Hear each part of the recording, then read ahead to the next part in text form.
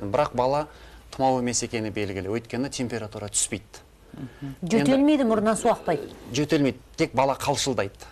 Әкешім мен аяғымды ұсташ, аяғым кетіп бара жатыр дейді. Аяғын ұстай алмайды, баса алмайды, қолы қалшылдай береді. Соны түсінбедім. Уже енді 40-қа 39-да түсіруге болады температураны. Спирт жағам, шәл бала тынышталады, бірақ қайтадан өрбейді.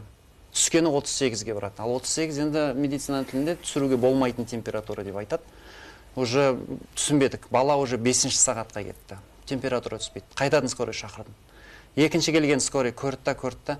Сіз менің өз телефон номерімді алып қалыңыз, бірақ мен сменнен түсіп кетем қазір деді. Мен баланы бір нәрсеге подозревать етіп тұрмын, бірақ айтпаймын сізге оны деді. Егер де 2 сағатта мынау қайтпаса, сіз скорыйды қоймай шақыртыңыз, балаңызды алып кетсін деді. Мен түсіндім уже бір нәрсе болып тұрған.